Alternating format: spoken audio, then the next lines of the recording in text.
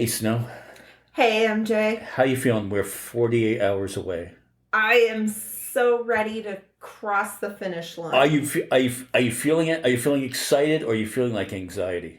No, I'm actually feeling good. Like, I'm feeling confident. I believe in the goodness of this country. I really want to believe Yeah. that. I mean, I flip back and forth and someday I'll turn on news and I'll just like get anxiety ridden and You got to turn the news and off. that's why Don't listen to I don't them. know, sometimes you just need a hug and that's why we got Mom Hugs Sandra That's why we got to on the listen phone. to her, not the news. Yeah. Hello, everybody. Sending you hugs from Flagstaff Yeah. tonight. Yeah. How you doing? Hey, have you gotten snow up there yet? Yeah, is it Uh, cold?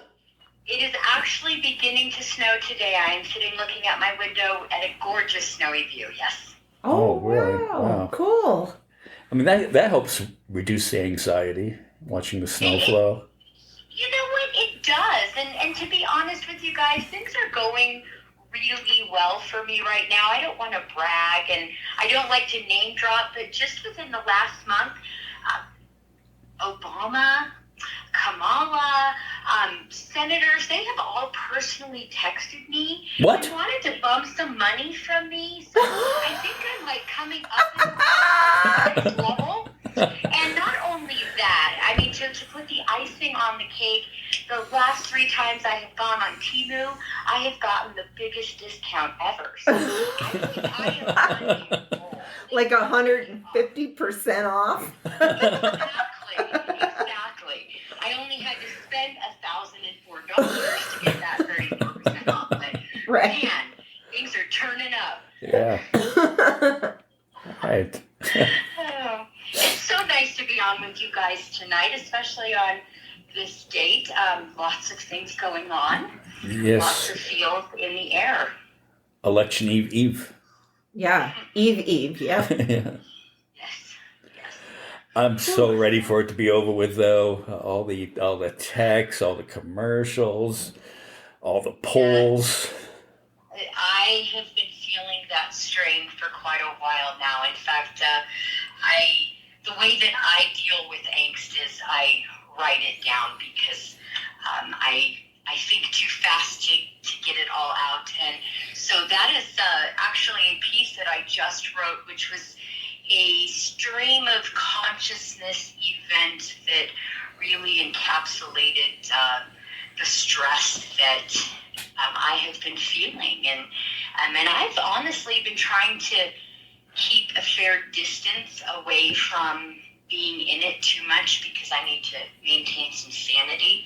But this piece is a really kind of personal and intimate moment that I had while driving to work. So this was Oh, this was so your this is what we get to hear, right? this is your stream of conscious as you're driving to work. Absolutely. And it actually started with this moment and then dropped in, and the end of it came out musically. I am not a singer, so I will not be singing it, but I will be voicing it. And normally when I get these kind of inspiration and drop-ins, this is the first time it's ever gone musical, so bear with me when we go here. We could hook you up with some musicians. We know a couple. Yeah. So, all right. So, first of all, I do want to address, just so I can get through this, I am terrified at this moment. I don't normally, both as an educator, as a professional, and just as a very sensitive human being myself, I do not normally go political public, and it has to really move me in order to put myself in such a vulnerable position. So, trigger warning, this does get a little political. Okay. But respect So do to we. everybody, regardless of how your ballot gets punched. So here we Right. go. Okay.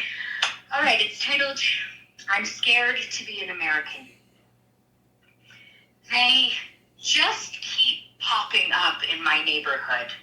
These little yard signs, these breakouts of landscape acne, asking us to make America great again. First, about a month ago, there were 2. I noticed them immediately, and then 4. And every morning, each time I drive to work, there seems to be more. My stomach begins to churn. One more reason why I feel like I don't belong in this well-manicured, gated golf course community. I'm many, many decimal points away. Is there anyone else out there in this world that is really wishing that we would have asked him just one time to elaborate on his definition of great? Is there anyone out there, for the exception of those that are taking both the lion's and the vulture's share, who can truly say that their life is truly great right now? I'm less than a mile away from my home, less than an hour away from my sleep, and already I can feel it. My stomach, my shoulders, my jaw, they feel it too. All right, now stop at this instant, I mean it. My inner critic wags her metaphorical finger at me. You did this exact same shit yesterday, getting triggered by damn signs. What the hell's your problem? You can't do a damn thing about this. It's none of your business. Why are you letting this shit bother you? You know, I always find it funny how my inner critic's voice is fluent in my mother's tongue. When the world turns upside down, it's hard to see straight, or keep your head up, or look on the bright side.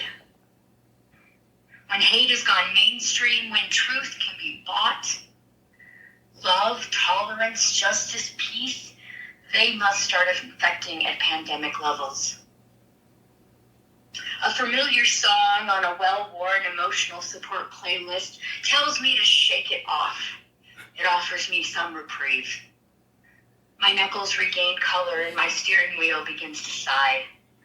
My breath stretches as I belt out lyrics about brighter days and what's happening here. Dreamers and ballads of purple rain sets me straight. That churning stomach contemplates perhaps a little breakfast.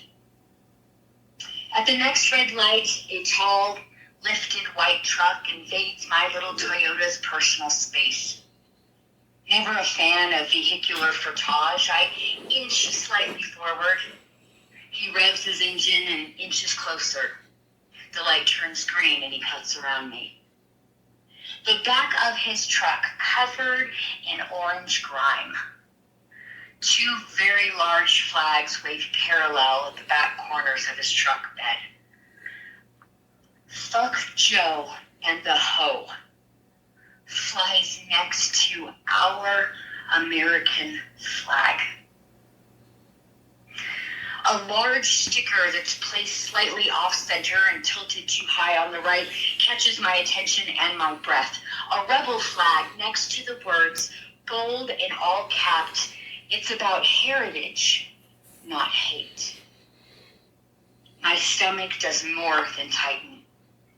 Breakfast is off the table. I am shaken by both his ideologies and his negligent sticker placing skills. I haven't even fucking gotten to work yet. Are you kidding me? Can't I start my day without this political jock itch making me uncomfortable and raw? Oh, breathe, Sandra. 2 more weeks. Just 2 more weeks, then no more ads, no more texts, no more calls asking for me for money like we're related. Just 2 more weeks. But these next 2 weeks feel like a tunnel of forever. A tunnel of worry, a tunnel of weary. A tunnel that, at its end, will change the world drastically either way. Or so we all hope. A honk jolts me back into the now. The light has turned green. I try to gather my thoughts, quiet myself, and breathe. Return to the, oh my God, what will happen if he actually wins? My brain races. What if money is more powerful than democracy right now? What if you can buy votes like you can buy followers? Does hope come with a price tag?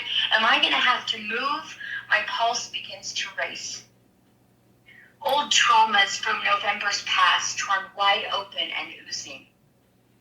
I've watched this episode before. November 2016, sitting with my two daughters, watching the coverage on a tear-soaked mattress, in shock at the mere fact that it was happening. How did we get here again? Warning, warning, we are rapidly approaching the dysregulation station. Please keep your hands and arms inside the vehicle until it's made a full and complete stop. Gather all your belongings, your baggage, and small children with you as you make your way to the meltdown platform. This is your final emotional warning. The off-ramp. Turn back now. You know, breathing is really hard to do when you didn't realize that you've been holding it. Letting go feels terrifying when you're just barely hanging on. You know, now that I think of it, that same analogy is exactly how faith works in my life. When I become encapsulated and engrossed with this so-called reality, when I try to plan and schedule and organize and execute my life into color-coded task lists, I completely lose myself and I close myself off from the light. I trade my serenity and my peace for the illusion of control that I've never had. My eyes snap back open. How long have I been sitting in this car this morning? I open the door to get some fresh air. The crisp autumn slaps my cheeks and replaces the racing thoughts of that orange swamp water. I take a deep breath, 30 minutes until the bell rings. I need to calm down. I reach for my phone. I really need an app that should tell me which anxiety app that I should open first when I'm freaking out. Come back to your body, Sandra. Get the hell out of your head. You're not supposed to be there for too long alone. It's not safe. Get back in your body, back into the moment, and breathe. In my car, I begin to look and feel around. Butt cheeks in my car seats, the smell of overpriced coffee and car freshener. The chilly air starts to pinch the tip of my nose. I look around. The sky is a brilliant blue, the clouds billowy white, and the leaves striking reds and yellows. Absolutely beautiful. This moment of stillness reminds me that I am sitting in my favorite place during my favorite season, driving to my dream job.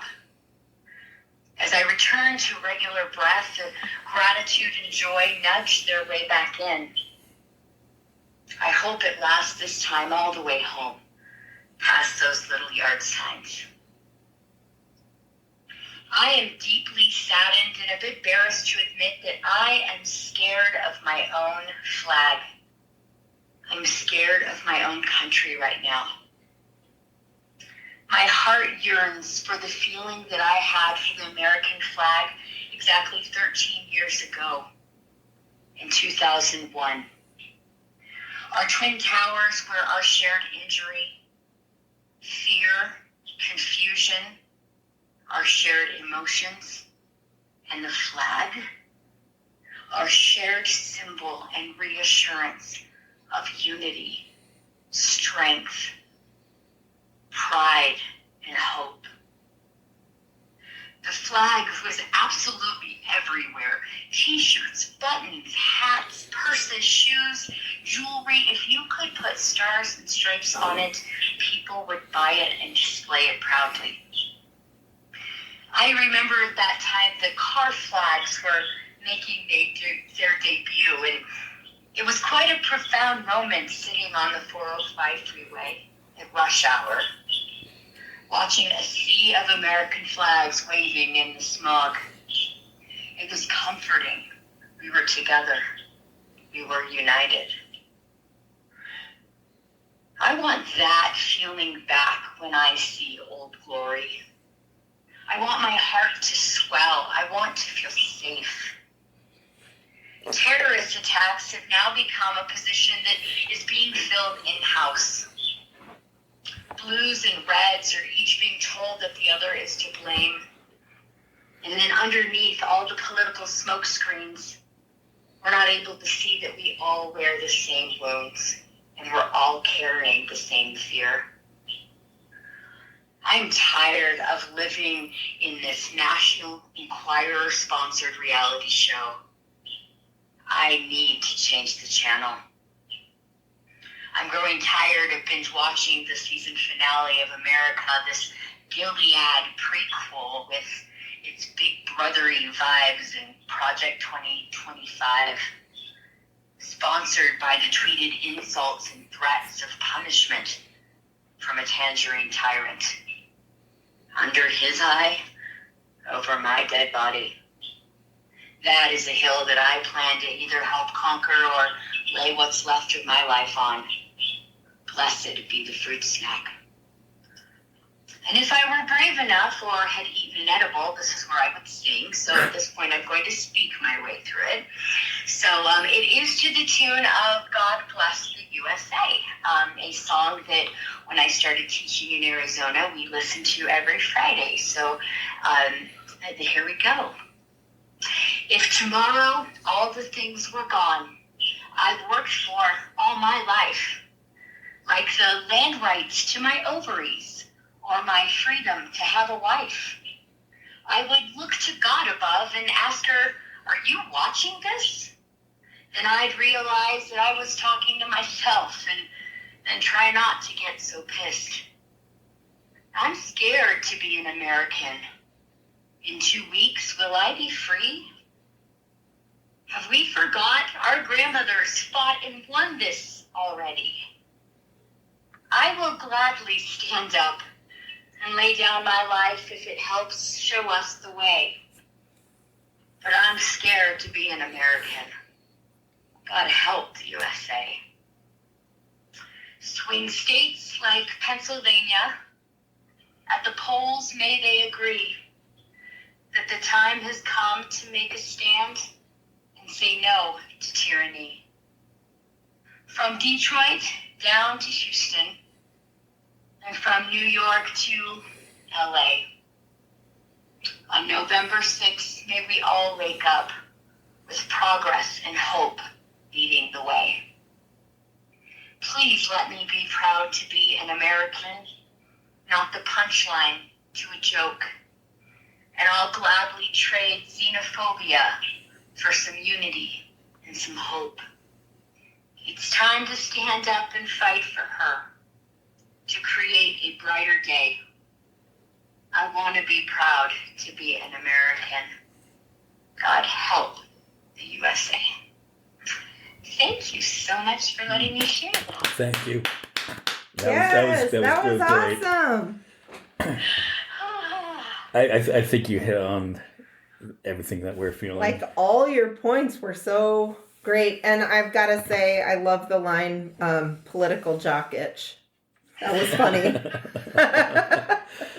I know, and the fact that we're all Americans, and it seems like one side has hijacked the flag, and the term patriot. Yeah, that's what Absolutely. pisses me off.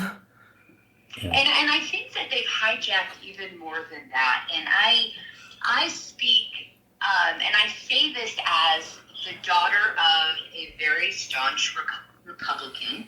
I remember being probably 5 or 6 years old, and I was standing in Miles Square Park listening to Reagan speak. And so I came from this certain expectation of how the country should be run. So, however, that ideal of what my father's definition of being a Republican, what those core beliefs were, what their feeling about how things should be run is so vastly perverted and distorted now by, extremists that have just, taken these toxic agendas and run with them. And this is, it's turmoil for everybody right now. And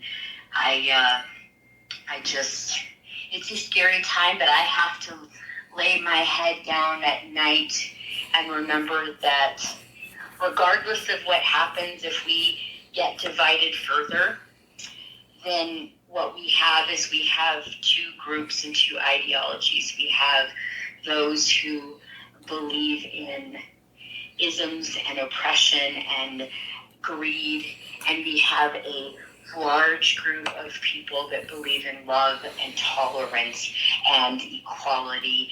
And when you have groups like that together, that is unbeatable. So regardless of what we're about to walk into, I have to believe that either way it goes, we will get through this, and it's all happening as it's supposed to. And that's all I can do at this point, other than write it down. Yeah, and let's just put it out there: the vast majority of people that might vote for Trump, that are Republican, are decent people, and they have the same values as we do. Why they're voting for him, they have their reasons. It's a slim minority of the Trump voter that takes it to the level of psychopath. Absolutely. And that is, you're completely correct. And that's not to say that the majority of the people that are marking that name on the ballot are racist, or they hold the same ideals.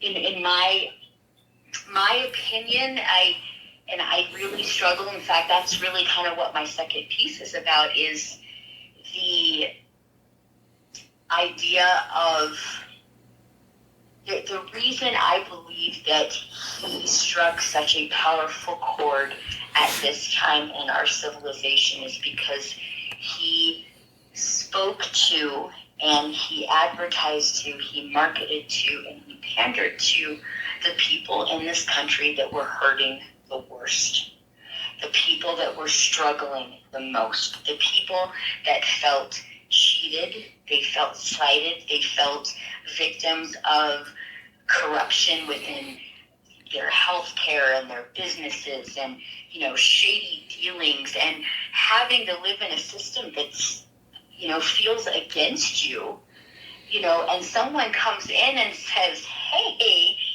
this is a bunch of crap and I'm going to clean it all out. This is the first hope that a lot of people would have felt, that, hey, I feel seen, I feel heard. And I, this point, I hope and I pray that eyes get open for people to see both sides of each argument, to understand everything, how it happened, what created this need and this, fervent loyalty. And it's a scary time, but like at the beginning of the show, I deeply believe in the goodness of humans. I deeply believe that it is our core programming, and that our higher selves will come out of this. And so, absolutely. I mean, my fear is, it's National Transparent Day. Yes. And, my fear is what will happen to that, to my family members, to my friends in that community. That's the big thing, and I don't know. I think overall I feel okay about what the outcome is going to be. Yeah. Anytime that a group of people or a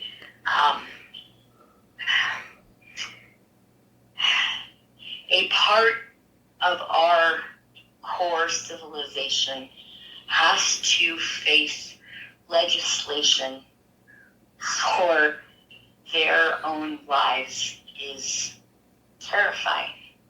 And there's so much misinformation, and there's so much misunderstanding about the quote-unquote gay agenda. And when I released the first letter, kind of a response to the protesters, and really thank them for being able to speak your position respectfully and kindly, and kind of opening the door to discussion, and received so much hateful backlash for broaching it. So, here we are again, and like I said, love has to and will reign supreme. I have to believe that. Yeah, I mean, we got to think positive until, I think my second biggest fear, though, is she wins, and then what happens to the few ones that are going to be really upset. Yeah. I hold the same fear. Large groups of angry people terrify me. And in fact, that was, it's kind of a perfect segue into my second reading, because whatever happens from here, I just simply pray that it will lead us to the next level of bringing our highest selves, because our own divinity, our own highest humanity comes up in times of great confusion and turmoil and chaos. And I don't know about you, but I'm really tired of living in turmoil and chaos and anger. Yeah, this last nightmare over the last 9 years or so, however long it's been going on, I'm just ready for it to be done. I'm tired. Absolutely. But see, that's the magic of this podcast, is we do the perfect segue to your second piece. You did. In fact, this was written, and it's brand new, never been released before, because it's based on my visit to downtown Flagstaff to see Tim Waltz speak. And so this is titled Cloudy with a Chance of Sun. An unexpected, layered, mixed emotion experience of getting to see our hopefully soon-to-be Vice President Tim Waltz speak at Heritage Square here in Flagstaff. Having intentionally checked out of the political pulse, this was really the first time that I had immersed myself into political topics and that weren't delivered by a notification bubble, a TikTok, or a late-night talk show host. I'll admit I do feel a sense of guilt that I wasn't more active in this election. I didn't get more involved. I can hear the echoes of my father's voice preaching to me about my civic duty. But I had a difficult choice to make. I could either stay in the know, or I could stay sane and sober. I could follow the headlines, or I could lead a calm life. I am well aware of the historical importance of these current times, and to be able to be a part of it for free, and it was minutes away from my home, and perhaps maybe I could score a yard sign and put up in my front lawn, I couldn't resist. Initially, while I stood in line, it was comforting and positive feeling, being in the company of like-minded people. With people, it was a very light and hopeful experience. People passed out buttons and stickers and complimented each other on the clever t-shirt slogans. Initially, while standing in line, it was comforting. However, there was a moment that seemed to hush the entire crowd. I would suspect it was when we all caught our breath. A large truck with multiple flags flying, driving a little too slowly past the line of supporters. Clearly a member of the opposition. As he passed, we could all feel it. Once inside, as the speakers took the main stage, that optimism and lightness started to shift. Despite each of the speakers talking of hope and prosperity, comfort and freedom, there was a heavy, swampy feeling within my core. A surreal feeling that this moment can't actually be my real life. Perhaps it was sitting on a bench watching Homeland Security officers with assault rifles on the roofs surrounding us, but it felt like I was in the scene of a movie. Every time that the speakers emphasized taking back the woman's rights to her own body, I couldn't grasp how we got back here. Every time that they mentioned that this is going to be a close race, my throat clenched and attempted to hold back bile. I don't understand how it can be a close race despite everything that's happened, every conviction, every tweet of vengeance, every warning that the people closest are giving us, every hateful rant, every unhinged interview. How can we still have a number of people in this nation stand by him? I remember being a young child and studying World War II and Hitler's rise to power and the Holocaust. I remember from my very first lesson, I couldn't wrap my brain around how people could not only carry out what happened, but all of the people that stood by showed up to work and allowed it to continue. I couldn't grasp why people weren't shook at their core at the inhumane and horrific ending to so many humans. My brain couldn't grasp the idea of this level of where our basic humanity goes in situations like this. Where does the conscience go? I don't have to ask that anymore. People who are hurting and desperate for comfort will accept it from anywhere and from anyone, even those who are responsible for increasing and perpetuating the angst. For the next 3 days, when I am not teaching, I'm going to be praying. I will utilize the power over the situation that I have, which is turning in my ballot, and then I'll be praying and sending out love. I'm going to offer rides to voters who can't get to the polls, and then I'm going to pray and I'm going to send out love. I'm going to check in on my friends and make sure that they've voted, and then I'm going to release all my worry and all my fear and replace it with love. Only love can conquer hate. Only love will end divide. Only light can conquer darkness. I pray that we all, regardless of how your ballot was marked, regardless of which yard sign was in your front yard, that every single one of us, every human being living under this shredded veil that was once our blanket of democracy, can wake up and exhale. I pray that we all wake up to our highest versions of ourselves. May every human being, regardless of who they love, how they identify, the language they speak, the belief systems they follow, or how they think the world will be a better place, may we all wake up with gratitude and joy in our hearts, with hope at the forefront of our minds, and with kindness at the forefront of our actions. I'm going to pray that those who find themselves unable to see this light, that they find willingness. The sun shines daily on a boarded up house, while the inhabitants bundle up and complain about the cold. I pray that their hearts open up to the light, however it has to break through. I pray that the only enemy within that each of us are willing to fight is our own fear, our own bias, prejudice, hatred, resentment, and the anger living in our hearts. The enemy within lies in the judgment that we have for people we don't know, lifestyles we don't share, and opinions we don't agree with.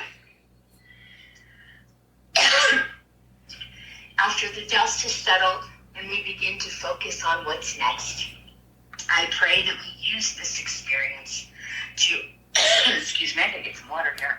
Give me just a moment. Yeah.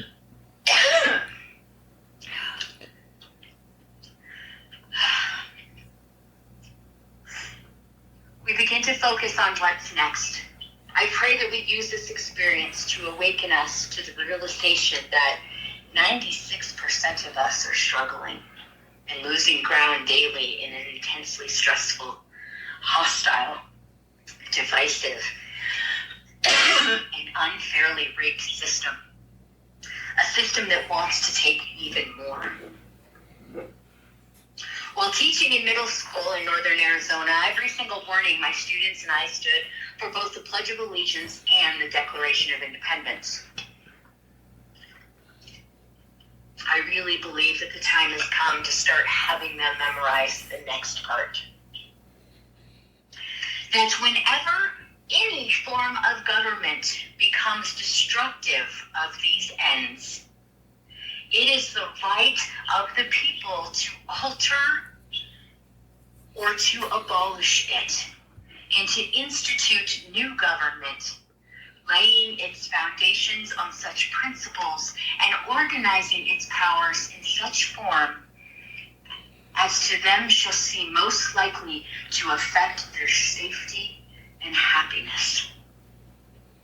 I pray that this transition brings us to a new perspective and discussion of what truly and deeply makes a nation, a planet, and a civilization great. What makes a nation and a planet safe and allows each inhabitant to define and carry out their own definition of happy and allow others to do the same. Because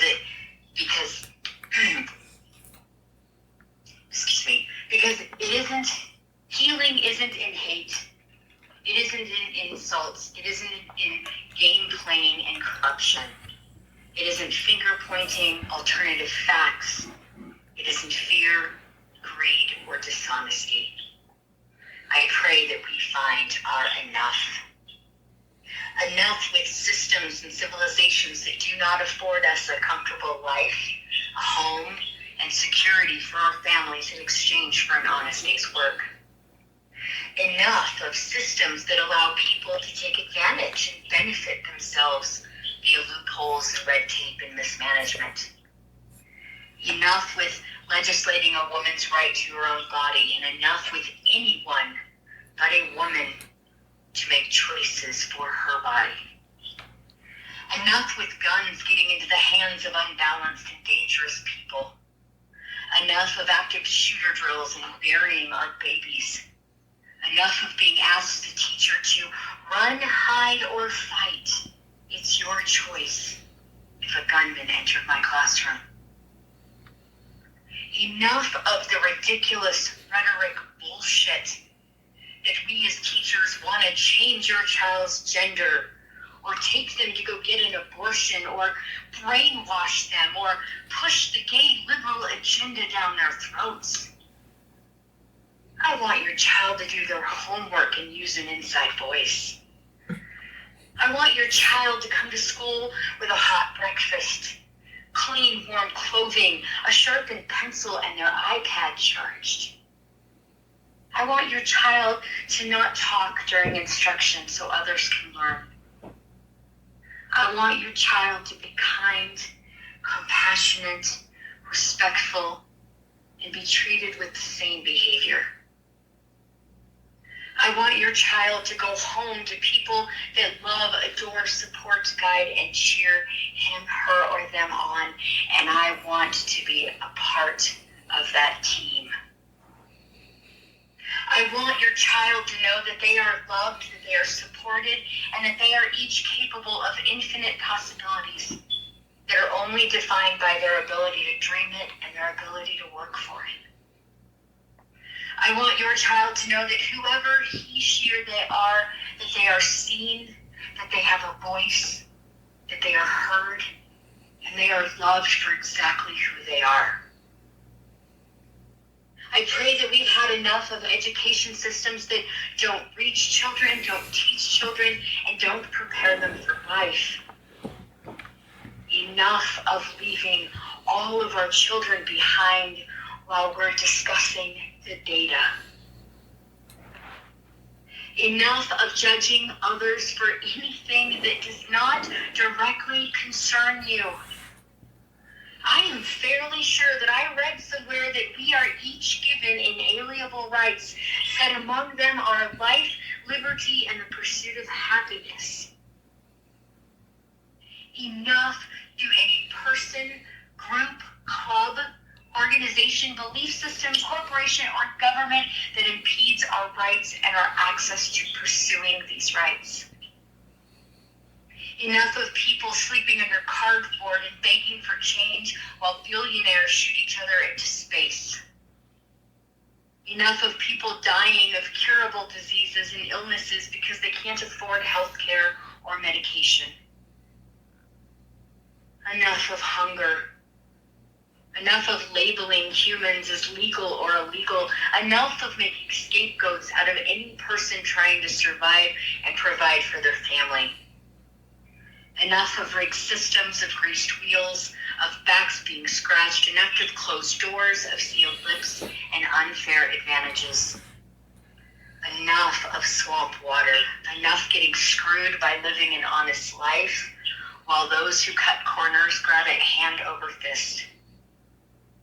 Enough of dirty hands pulling greasy strings and telling you the whole puppet show isn't even real. Enough putting anteaters in charge of the Department of the Well-Being of Ants. For 2 more days I will pray. Then I will get up, and I will greet the next 24 hours with a smile on my face and a love in my heart and hope burning bright. I will get up. I will release my fear. For I know that whatever happens, it is unfolding exactly like it is supposed to be. I will get up. I will look for the light. For what I seek, I will find. And in the precious moments, the painful, precious moments of heavy, thick darkness, that is precisely where the light shines brightest. I will get up. Thank you so much. Thank you. Another great poem. Have you ever thought of publishing these? I know. I am actually on my way to publishing. A lot of it has to do, to be completely vulnerable with you, a lot of fear of my own ability and self-worth. And so this is the reason why I'm putting myself out there, because I have been told this many times, and so I just need to overcome my own boundaries. Well, when you write your book, we expect thank you to Reality Redemption Podcast. Also, what you say, that you know, that self-fear, putting yourself out there. We have that anxiety every single time we put one of these out there. Right. Honestly. Yeah. It's exactly, and that's what, you know, when we invented this whole internet thing, this is a new toy. When we think of it in a humanity perspective, this is a brand new toy. And we're using it a lot like a toddler would use an iPhone. You know, we're just banging around on it and doing, you know, being destructive with it. And and of course we didn't invent the rules or the etiquette to it. And so it's a lot like the being at recess with no duty teachers, and you can do whatever you want, and there's lots of dangers, and it's an amazing tool because we are able to talk about this and have real conversations, and there is no telling whose ear this is going to land into, or somebody who was undecided that, you know, heard something that changed it for them, or opened something that had been previously closed for them. So this amazing tool that is a tool of connection, we use it to beat the hell out of each other. Yeah. So thank you for putting goodness in the world. Oh, you're welcome, and thank you. There was a point like that you were talking about that, you know, obviously started my wheels going. The hamster wheel in my brain started turning when you started talking about putting the anteaters in charge of the ants and whatnot. And I started thinking, I'm like, sometimes I think this, I'm like, do you think that it boils down to like something as simple as that there's just some people out there who are more gullible than others? That, because I scratch my head all the time being like, how do people fall for this when they're believing a guy like he's sitting there screaming about all the things that they scream about, like all their grievances, but he doesn't face any of those. It's like a wolf in sheep's clothing, like, or a wolf in wolf's clothing is how I see him. But like, I mean, I don't know. That line though really made me think that. I'm like, I wonder if it is just something as simple that some people are just more gullible. Well, I mean, isn't it money though? Isn't it because you have the people like that run the FDA in charge of what is put in our food. Those are the people that are in charge of what's in the food that allow these chemicals to be put in the food. Right. But I mean, I know that it's like, I can see through that though. And I think a lot of people, I know I'm not alone, but it's like with a lot of the bullshit that they put out there on TV, I'm like, how are, like, it angers me all the time. I'm like, and I know I should calm down because there's not much I can do about it, but it's like, how are they falling for this? Like, how?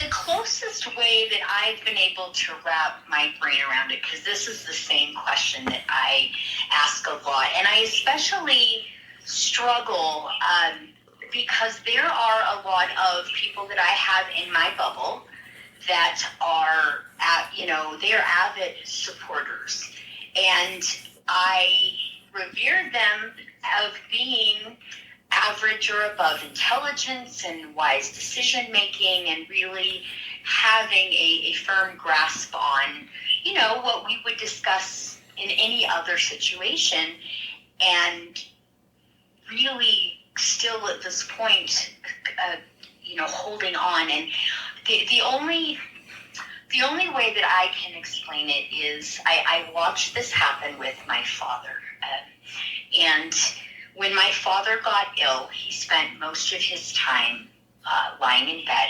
watching Fox News. And so his bubble, and when I talk about a bubble, I mean your life as you experience it every day, the people you meet, the routines, the things you watch, the inner monologues that you have in your brains, the everything that makes your life, that is your bubble. And you see everything through both what you experience coming in and also what you narrate and what you look for. So I watched my dad, who was an intelligent man, a very hardworking man, really kind of morph from hearing these messages and these same ideas of where this man in his youth, we had people of, all cultures and all legal status, to our homes. And my father worked in a business where all were hired, and we had a very, I was raised, if you treat people with respect and you judge their hearts, not their bodies. And but yet my father, before his passing, was poisoned by illegals ruining the country and these messages, and so when people's bubbles begin to shrink and all you're seeing is the same fear and the same rhetoric and the same lies, and you don't expand or you don't reach out of that, and a lot of it too is your pain level. The things that we would consider when we are doing well, feeling well, we're not, I'm not ever going to do that. I wouldn't go down that road. I'd never, fill in the blank of whatever your rock bottom would be.